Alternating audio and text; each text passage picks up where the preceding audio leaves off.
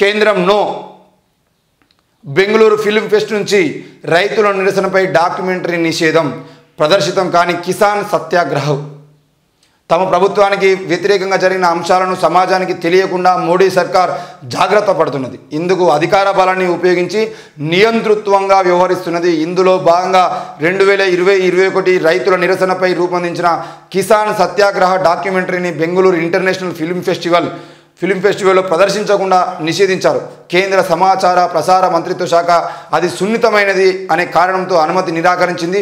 దీంతో కిసాన్ సత్యాగ్రహ ప్రదర్శన ఆగిపోయింది.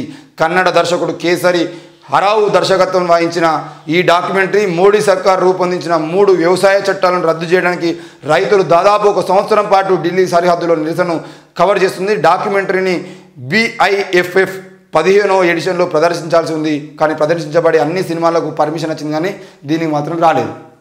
ఎంత దారుణం అనంటే ఆనాడు నరేంద్ర మోడీ పాలన మీద BBC కూడా ఒక డాక్యుమెంటరీ తీసుకొచ్చింది. 2 డాక్యుమెంటరీలను తీసుకొచ్చింది.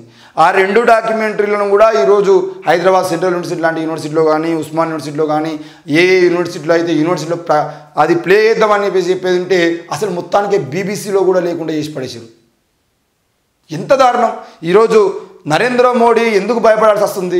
ఒకవేళ నరేంద్ర మోడీ పాలన బేషుగా ఉంది అని చెప్పేసి కనుక బీజేపీ అనుకుంటే, బీజేపీ క్లియర్గా ఇప్పటికీ చెప్తున్నాడు, అబద్ధాల ప్రకారంగా నరేంద్ర మోడీ బీజేపీ పాలన అనేది దేశంలో గొప్ప పాలనగా చెప్పుకునే అవకాశం ఉంటే, మరి ఎందుకు ఈరోజు బీజేపీ మీద వస్తున్నటువంటి డాక్యుమెంటరీలకు సంబంధించిన విషయంలో ఎందుకు భయపడుతున్నది కేంద్రము?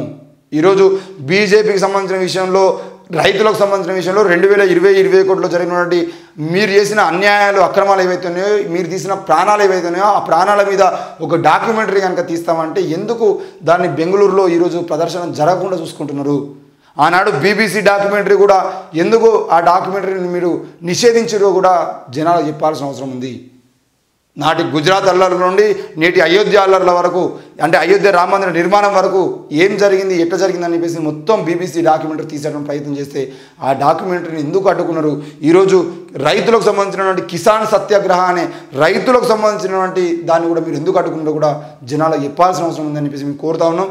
మరి ఇలాగే భయపడుతూ బీజేపీకి సంబంధించిన ప్రతిదాన్ని మేము అడ్డుకుంటామని చెప్పేసి చెబితే ఇది ప్రజాస్వామ్య ప్రభుత్వం కాదు, కేవలం రాజరిక పాలన అయితే అనే విషయాన్ని కూడా మేము గుర్తు చేస్తా ఉన్నాం. ప్రజలు కూడా ఆలోచించండి. మరి నరేంద్ర మోడీకి వ్యతిరేకంగా బీజేపీ చేస్తున్న అక్రమాలను చూపించేటువంటి ప్రయత్నం చేస్తే ఆ చూపించే ఛానళ్ళ మీద దాడులు, ఈరోజు మేము బీజేపీకి సంబంధించిన విషయంలో ఏదైనా మాట్లాడితే మా ఛానళ్ళ మీద రిపోర్ట్లు కొట్టడము, ఇవన్నీ జరుగుతున్న క్రమంలో మరి ఇంకెన్ని రోజులు నరేంద్ర మోడీ ఇలాంటి అరాచక పాలన చేస్తాడు, రాజరిక పాలన చేస్తాడు అని చెప్పేసి కూడా మేము ప్రశ్నిస్తూ ఉన్నాం.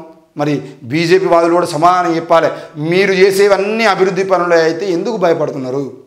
ఈరోజు కిసాన్ సత్యాగ్రహ అని ఒక షార్ట్ ఫిల్మ్ని ప్రదర్శించడానికి మీరు ఎందుకు భయపడుతున్నారు అనే విషయాన్ని కూడా సమాధానం చెప్పాల్సిన అవసరం ఉంది. ట్యాంకర్లతో పొలాలకు నీళ్లు, నల్లగొండలో విచిత్ర పరిస్థితి, పొట్ట దశ పైరును కాపాడుకునేందుకు తీవ్ర యత్నం, రంగనాయక సాగర్ నీటి కోసం రైతులు రాస్తారోకో, సాలూరులో నెర్రెలు బారిన పొలాలు. ఓవైపు ఎండలు అప్పుడే మండుతున్నాయి.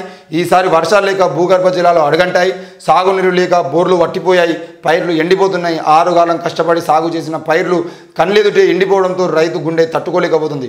ఇంకొద్ది రోజులైతే గట్టెక్కుతామనుకుంటే బోర్లు మొత్తానికి బంద్ కావడంతో తలడెలుతున్నారు. పైరును కాపాడుకునేందుకు అష్ట కష్టాలు పడుతున్నారు. పొట్ట దశలో ఉన్న వరి పైరు చేతికి రావాలంటే ఎక్కువ మోతాదులో నీరు అవసరం. బోరు బావుల్లో నీరు ఇంకిపోవడంతో కొన్ని చోట్ల ట్యాంకర్లతో పైరుకు నీరు పెడుతున్నారు. కాలువల కింద చివరి ఆయకట్టు రైతులు నీటి కోసం ఆందోళన చేస్తున్నారని చెప్పేసి వార్త చూస్తున్నాం. మరి ఎంత దారుణమైనటువంటి పరిస్థితి అని అంటే, ఈరోజు అదే నాగార్జున సాగర్ని కొద్దిగా పైకి కట్టేది ఉంటే ఈరోజు ఈ నల్గొండ జిల్లా బిడ్డల జీవితాలు ఈ రంగా ఉండేవి కావు. రైతులు ఈరోజు ఆత్మహత్యలు చేసుకునే అవసరం ఉండేది కాదు. ఈరోజు నల్గొండకి నీళ్లు ఎన్ని ప్రాజెక్టులు కట్టి ఏం చేసినా కూడా నల్గొండకి పూర్తి స్థాయిలో నీళ్ళు అందించడానికి ప్రయత్నం చేయలేకపోతున్నాం. మరి రంగనాయక సాగర్ సంబంధించిన విషయంలో రంగనాయక సాగర్ని నింపి ఈరోజు ఎండలకు ముందు రంగనాయక సాగర్ని ఆ నీళ్లను కాలువల ద్వారా విడుదల చేసింది. ఈరోజు రైతులందరూ బాగుపడరు. ఆ రంగనాయక సాగర్ కూడా ఈరోజు ఖాళీగా ఉండడంతో అక్కడ మొత్తం భూములు ఎండిపోతున్నాయి, బోర్లు ఎండిపోతున్నాయి. మరి నల్గొండ జిల్లాలకి మళ్ళీ ఎన్నో ఏళ్ళుగా పాట పాడుకుంటున్నాం. 10 ఏళ్ళు తెలంగాణ రాకముందు మొత్తం నల్గొండ జిల్లా భూముల మీద మనం పాడుకున్న పాటలన్నీ మనం చూసినాము. మరి ఫ్లోరైడ్ బాధితులకు సంబంధించిన విషయంలో మనం చూసినాము. మరి తెలంగాణ సాధించుకొని 10 ఏళ్ళు అవుతుంది. 10 ఏళ్ళు అయినా కూడా ఈరోజు నల్గొండలో మళ్ళీ ఆ భూములకు సంబంధించిన విషయంలో, నీళ్ళకు సంబంధించిన విషయంలో, వ్యవసాయానికి సంబంధించిన విషయంలో ఇంకా ఏడ్చేటువంటి పరిస్థితులు ఉన్నాయి. మరి ఈ పరిస్థితులు మారాలంటే ప్రభుత్వాలు ఇంకా ఎప్పుడు చర్యలు తీసుకుంటే ఎప్పుడు వాళ్ళకి సంబంధించిన విషయంలో వాళ్ళ జీవితాలు బాగుపడేటువంటి ఆలోచనలు చేస్తాయి. ఇప్పటికీ నల్గొండ ఎందుకు ఇంకా ఎండిపోతుంది అనే విషయాన్ని కూడా ప్రభుత్వాలు ఆలోచించాల్సిన అవసరం ఉందని చెప్పేసి మేము కోరుతున్నాం. ఒకసారిగా